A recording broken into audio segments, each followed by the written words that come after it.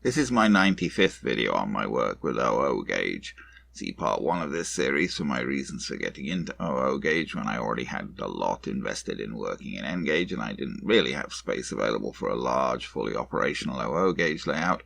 Also see my lengthy series on my N gauge railway modelling for smaller and more complex scenery and smaller scale trains running. This part features my unboxing and assembly of a Hornby Station Terminus set, which I bought to serve as one of the terminus stations on the shelf layout that I'm in process of building. I'd seen this station here and there in other people's videos of their layouts, for example, and I thought that it looked rather interesting in its own way and should work quite well as a terminus on my shelf layout. On my previous layouts, I mainly used card buildings and card platforms for the stations from Metcalfe and Superquick. This time I thought I'd use Hornby plastic platforms for a change, though I'm still going to use Superquick's card kit for a terminus station for the buildings of the other station at the other end of the shelf layout. This is how the kit arrived, and I think you really have to view this as a kit, as quite a bit of assembly is required. The box was slightly squashed in the post, but fortunately none of the contents were damaged. I bought this on eBay and it was shipped to me from Malta. Inside the illustrated outer box was essentially another box of brown corrugated card. I believe this is how Hornby themselves package this. It's worth noting that you have a couple of options as to how to use this kit. As illustrated here, parts are provided so that the kit may be assembled either as a through station with 2 platforms with ramps at both ends of each and a booking hall off one of the platforms, or as a terminus station with a booking hall across the end of the terminating lines. I was intending to go with the latter arrangement, as this was to be used as a terminus at one end of my shelf layout. You also have the option of finishing the booking hall as either a brick building or a stone building, as the facing is done with stickers. When the interior cardboard box was slit open, the contents were neatly packed inside, protected by more cardboard and tissue paper, and in some cases in plastic bags. Spreading everything out, this was what came in the kit. 4 plastic bags containing plastic parts, a bunch of platform sections wrapped in tissue paper and also 1 building section wrapped in tissue paper, and a stack of paperwork and stickers. Here are all of the platform sections that came included with this kit. 4 regular straight sections, 2 straight sections with subway entrances, 4 platform end ramps, a special platform section with steps to go behind the booking hall, and 4 small rectangular platform sections which will be used to make up the corners of the end of the terminus station. Inside 1 pair of straight platform sections there was a small black sprue with a couple of trolleys and a weighing machine. These are the parts for the booking hall building. The main building and its roof came in 1 plastic bag, and there was another plastic bag inside the building with smaller parts. The gable section came wrapped in tissue paper. Because of the good packing, everything arrived in excellent condition. Here's the bag of small parts that came inside the building, 2 sprues with parts for chimneys and 2 sets of barge boards. Here are all of the stickers that came with the kit, and also the single sheet of glazing pieces. You can see here that all of the stickers for the walls of the building are duplicated, 1 set in brick texture and 1 set in stone texture. I decided to go with the brick texture as I thought it was more likely to make the building look more realistic and less toy-like. Here are the other 3 plastic bags that came in the kit. 2 of them just hold platform roofing sections. The other holds parts for the roof supports and for platform fencing. Finally, the kit comes with 2 instruction sheets and a small sheet of water slide decals. The instruction sheets are only printed on 1 side and are fairly simple. When I came to assemble all of this kit, I honestly felt that I would have been grateful for more detailed and complete instructions. This sheet covers the assembly of the booking hall. This second instruction sheet shows how to assemble the platform roofs and how to arrange the various parts to produce either a through station or a terminus station. But it doesn't say anything about how to put the parts together, and some more instruction on this would have been helpful. And this is the sheet of waterslide decals that came with the kit. This is exactly the same sheet of decals that I got with the Hornby signal box that I have on my main Hornby layout. Actually, it would seem that these decals make a lot more sense for use with the signal box, as they include decals for signal box levers and for the track plan that would be mounted above the levers in the signal box. The most obviously applicable decals for this kit would be the clock faces, and obviously you might use a station name, although I think I'll do my own. So, since the most significant assembly that was required seemed to be the booking hall, I took the parts for this down to the bench and arranged them. I also brought the stickers down, as applying the stickers is a major part of this assembly. The instructions say to apply the stickers to the parts before assembly, except for the chimneys, which should be assembled before applying the stickers. The two stickers labelled H here are for the chimneys, and the two sprues at right provide the parts for the chimneys, so apparently the brick texture will only be applied to the centre straight section of the chimneys. I removed the parts from the sprue and cleaned up flash with a knife and an emery board. The sprues provide two types of chimney tops, with either one or two chimney pots. You could use either, but the illustration shows the tops with two pots, and I went with those. Although this kit is supposed to be clipped together, I did glue some parts, and in hindsight perhaps I should have glued even more. I glued the two halves of the centre sections of the chimneys together with poly cement, and I also glued the centre sections into the bases, as they seem prone to falling out otherwise. The brick texture stickers then just wrap around the centre section of the chimneys. Next, I started to apply stickers to the building parts. As noted, I went with the brick textures. The instructions indicated that stickers labelled E were to be used for the ends of the gable section, but there were no stickers labelled E. It seemed pretty clear that this was the correct section, but it was labelled A. Small triangular stickers go on the side walls of the gable section. Getting all of these stickers on straight is quite fiddly. They also seem to have a nasty tendency to peel off again after you stick them down, especially at the corners. The sticker labelled C here gave me some pause. Its window was not cut out as it came, unlike all of the other windows in the stickers. And the window printed was also much smaller than the actual window in the wall, so I was quite confused as to what was intended. For the main walls, I took out all of the window sections first, because they were pre-cut, so I got them out of the way by peeling them off first.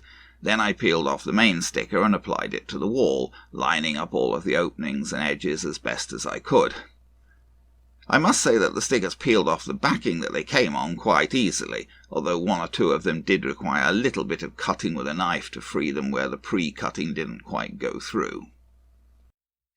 I figured that I'd better cut something out here, as it wouldn't make any sense to have a white rectangle with C printed on it on the wall.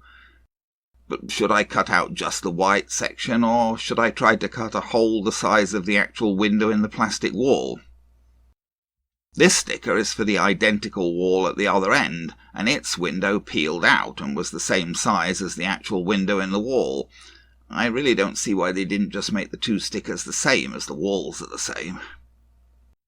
Here's what both of the end walls look like. I just went with cutting out the white section, as that seemed to fit better with the surrounding brickwork. And here is that sticker stuck on the wall, but the hole in the plastic behind that window is much bigger than the hole in the sticker. Here's the other end wall with its sticker, with a hole in the sticker the same size as the hole in the wall. I put the stickers on the roof of the gable section and clipped the roof on, though it didn't seem to want to clip on very positively. I put the stickers onto the main roof. Next I turned to the glazing. The blue part here is for the booking hall outside canopy. This part came in the bag with the roof parts and the fences. I wondered where it was at first. The instructions said to attach the glazing with sticky tape, just as with Super Quick kits, and as with Super Quick kits I ignored the instructions and glued the glazing parts in place, in this case using poly cement. Here's the glazing from the outside, except that I've forgotten to do the small door. Here's the other side and end of the building, including that end window where I had to cut out the sticker. Here's a view of that end, a bit strange, but I think this end... Well, I thought it would be at the back, but actually I don't think it did end up at the back. Putting the glazing pieces for the canopy in place in the way they seemed to most logically go resulted in the D's printed on them for labelling purposes being visible, but I can't really see how you'd position them to hide those D's. Probably won't really be very noticeable. I realised that I'd forgotten to glaze the small doors, and I did that. You can see here how the glazing pieces were stuck inside the walls. Next, I was trying to figure out how to attach the canopy. It wasn't at all obvious at first, but with the roof off you can see that there are notches in the wall to allow for attachment to the canopy, but there's no indication about these on the outside of the sticker. I used a knife from the inside to open up the notches in the sticker. Then the canopy can be attached. And I thought I was nearly finished with this building, but I missed the fact that various other holes were going to need to be opened up through the stickers. Now, you don't necessarily want to open through all of the holes that you can see from the inside. Some of them are for optional positions for things, so you need to decide where you want to put the thing and then open through the corresponding hole. This applies to the lamp, the clock, and the downpipe. There's only one of each, so you need to open out holes in one position for each. Here I've opened up the holes for the downpipe by one corner and pushed its pins through. Holes also need to be opened up for the attachment of the barge boards, both in the gable section and in the main building. The larger blue barge boards attach to the ends of the gable section. At this point I detached all of the small parts from their sprues. The black pieces are just things that can be placed around the station, a couple of trolleys and a weighing machine, but the brown sprue includes parts for the booking hall, the downpipe, a clock and a lamp. The clock needs to be decalled. It wouldn't look much like a clock without a face, so I cut out 2 clock face decals from the water slide decal sheet and got out some microset to help with the decal application. I applied clock face decals to both sides of the clock. I also applied a small clock face decal to the weighing machine, not ideal but better than nothing, and I painted the bottom of the lamp silver. I opened a hole for the lamp over one of the doors and pushed it in. I put the clock over the main door on the platform side. The illustration showed the clock on the street side, but there's only one, and it seemed to me it would be more useful on the platform side. You could put it over any of the doors. Finally, with the barge boards attached by pushing their pins into the holes, the booking hall was actually basically complete, though things did tend to keep falling off, and I resorted to gluing down the corners of some of the stickers with rocket glue as they kept peeling up. Here's the booking hall from the platform side. Rather than using the posters that came on the kit sticker sheets, I used some specifically LMS posters from trackside signs that I had. Here's the booking hall sat on the platform sections as it's supposed to go, as best as I can tell. And and from the platform side, although there'll be more platform in front of it when the whole station's assembled. Now I place the booking hall with its associated platform sections on the end of my shelf layout, where I intend it to go. I've also added the fence section for the roadside platform and steps now. This whole arrangement is a bit problematical, as none of these sections actually clip together, so they tend to keep shifting whenever you touch them. I may have to resort to gluing them together, or using tack or double-sided tape or something to stop them moving. Next, I address the platform fencing. There was a special piece to go by the booking hall street side steps, as you saw, and I already fixed that in place. There aren't any instructions for the fencing, so you just have to figure it out for yourself. It would seem that the straight sections with bases on the sprues must be for the main straight platforms, then the curved pieces on sprues must be for the platform end ramps, with the shorter fence sections with no bases somehow fitting into these. This basically turned out to be true, with a couple of wrinkles. I cut pieces from their sprues and cleaned them up. It turned out that the base pieces for the platform ramps are handed. That is to say, each sprue contains a left-hand piece and a right-hand piece, and you have to put the pieces on the correct side or they won't fit properly. The same is true for the fence sections that go into these bases. I've actually got the wrong one on here, so its posts aren't standing up right. I had to change it over afterwards for a different one. The straight sections with bases just push onto the edge of the straight platform sections. When it comes to these two small pieces that make up the corner of the terminus station, there is no fence piece that fits. The only way to fit a fence to these is to cut down one of the straight sections. There's nothing in the way of instructions about any of this, although the box illustration does clearly show fencing beside these platform sections. I cut down a piece to fit. Fortunately, I only wanted to put fencing along one side of the station, as I intend to have a third track along the other side. Otherwise I wouldn't have had enough fence sections. With that piece cut down and its end cleaned off, it fitted nicely along these two platform sections and helped to hold them in place. I've added 2 extra straight platform sections that I'd bought separately, as I felt that the platforms of the terminus station would be too short otherwise. So this is not just the kit, it's the kit plus 2 extra straight platform sections. When used to create a straight platform, the platform sections do clip together quite firmly. However, I'd never used these Hornby platforms before, and I struggled to clip them together, and again there are no instructions. It's pretty much impossible to just push the platform sections straight together. The trick, I eventually realised, is to hold one platform section flat, and then bring the next section up with its far end raised, so the two come together at an oblique angle.